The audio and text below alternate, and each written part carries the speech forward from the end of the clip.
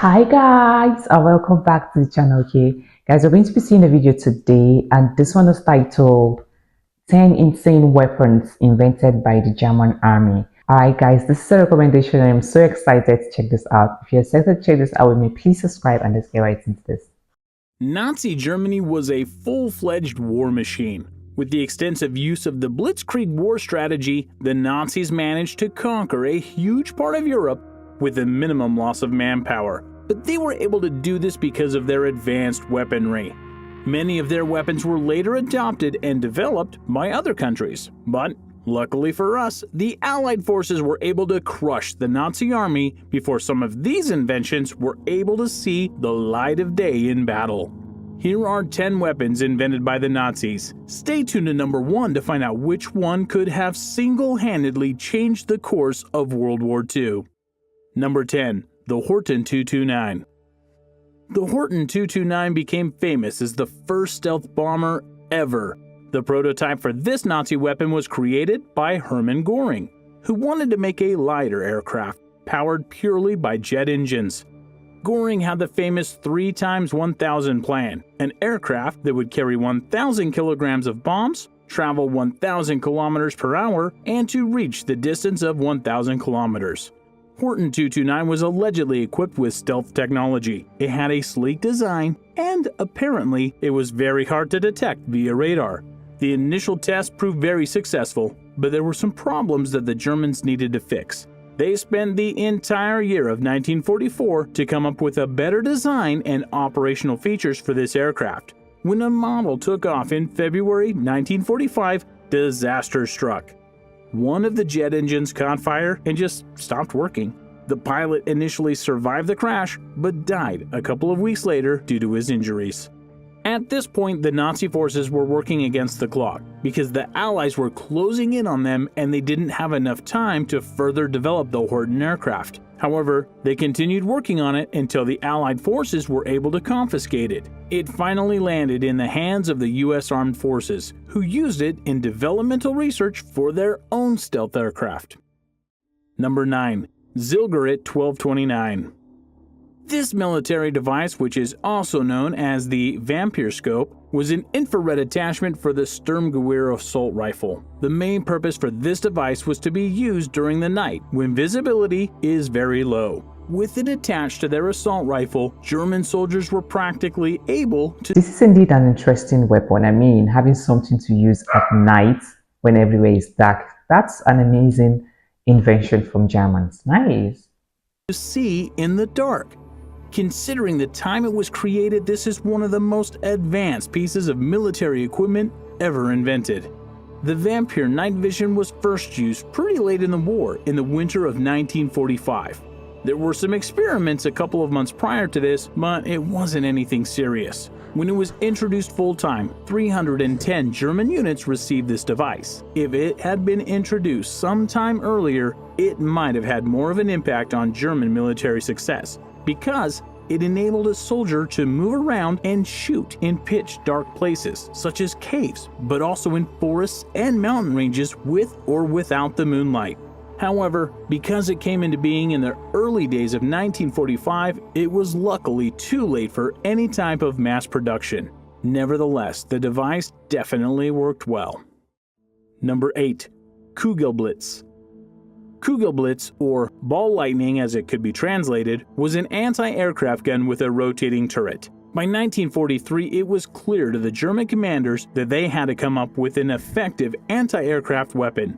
The reason was simple. By that time, the German Air Force simply didn't have enough power to stand against the increasing attacks of the Allied bombers. The Allies were gaining supremacy in the air, and the only way to fight them was from the ground. Thus, the Germans started building several types of self-propelled guns for anti-aircraft warfare, which could be mounted on a Panzer IV chassis. That is how the Kugelblitz came into being. It had the basic structure of the Panzer IV tank, the chassis was the same, and the turret was mounted on it.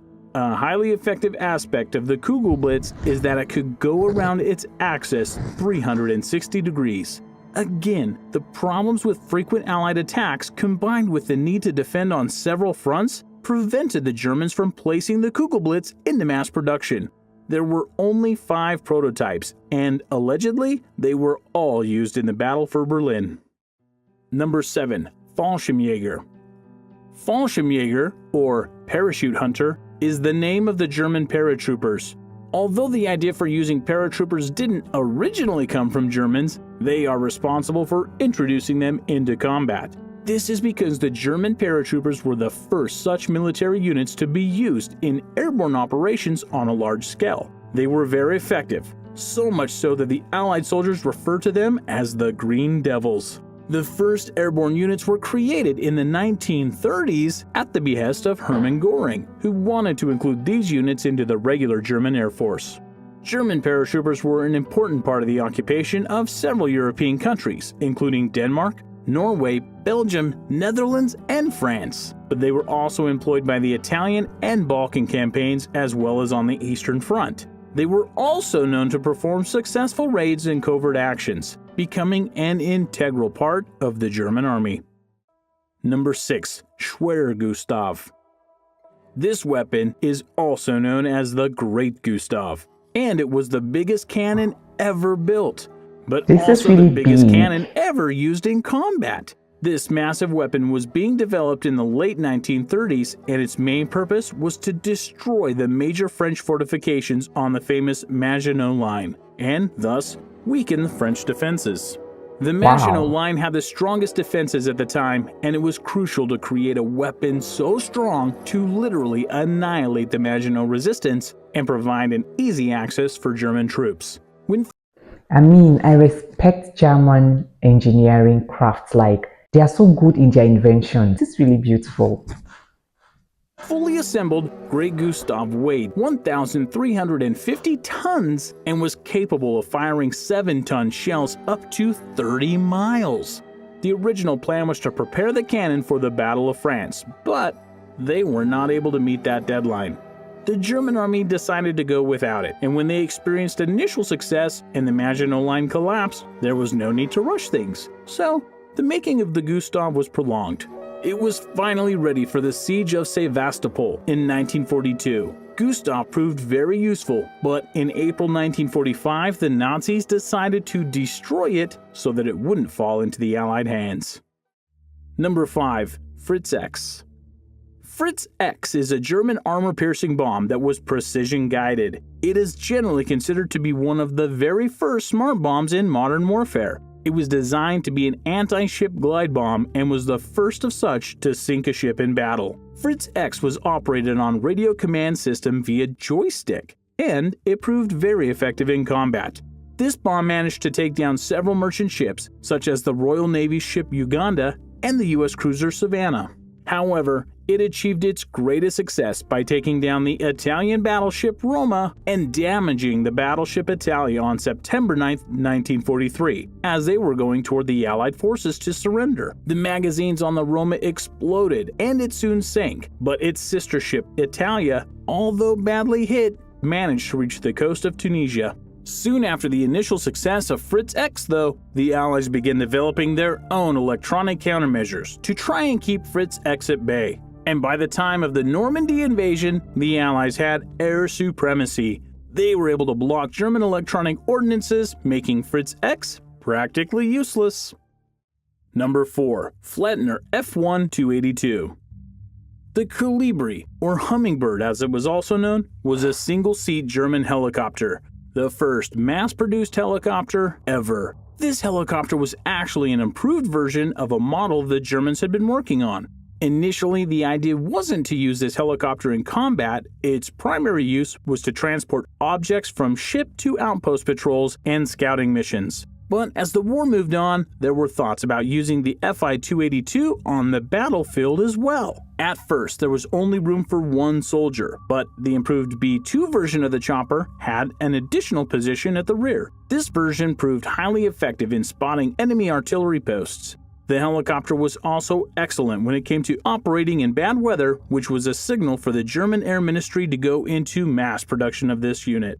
In 1944, the German command ordered 1,000 units to be manufactured by BMW, whose Munich factory was producing German Army aircraft at the time. The production started, but only 24 helicopters were made, because air raids by the Allied forces resulted in destruction of the BMW facilities. Number 3. STG-44. Sturmgewehr 44, or Assault Rifle 44-inch, was the first weapon with a shorter cartridge which enabled a soldier to control automatic fire, compared to the standard used by infantry soldiers at the time. It was very effective and influential because it ushered in a new era of assault rifles and automatic weapons. Sturmgewehr 44 is the first assault weapon of its kind to be mass-produced. It is generally considered one of the most important technical advancements since smokeless powder because of its reduction in muzzle impulse. This is also one of the most important military inventions by Nazi Germany, not because its impact on the war, but because of its later influence. The operational principles of this assault rifle can be seen in Kalashnikov's AK-47, as well as the famous M16. Number 2. Panzer IV. This was one of the most heavily used tanks in the German army. It was a medium tank developed in the 1930s and produced 8,500 units. Panzer IV was a reliable piece of military equipment as it was the only tank to be continually produced during the war. It was regularly upgraded and improved. Panzer IV took around 30% of Germany's total tank power. It served on both the Western and Eastern Front, as well as in North Africa. Considering all the technical aspects, it is absolutely clear that Panzer IV was the best German tank at the time. On June 6, 1944, at the moment of the Normandy invasion, there were 748 Panzer IV tanks present in the area, and they played a major role in the German resistance against the advancing Allied forces. Number 1. V-2 rocket.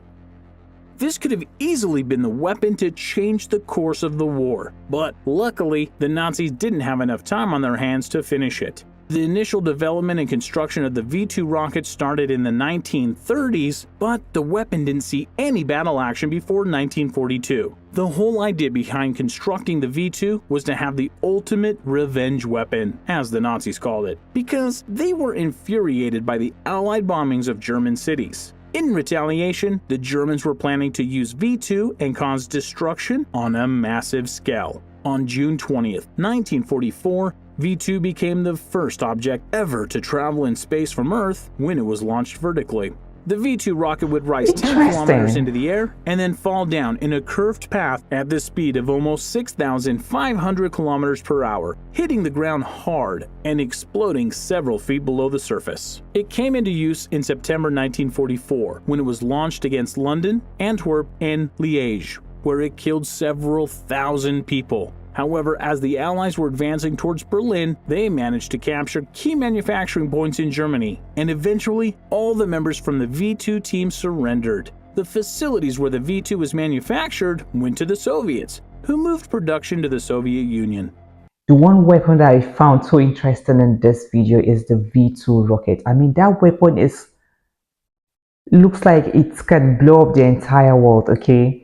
When I hear about weapons, inventions, the first country that usually comes to my mind is the United States. I feel like their inventions are more powerful. But from this video, I think US will have to be like copying ideas from Germany, because Germany are way too good with their inventions. I mean, you guys are really good with engineering and technology, okay? Thank you guys for watching and see you guys on my next one. Bye.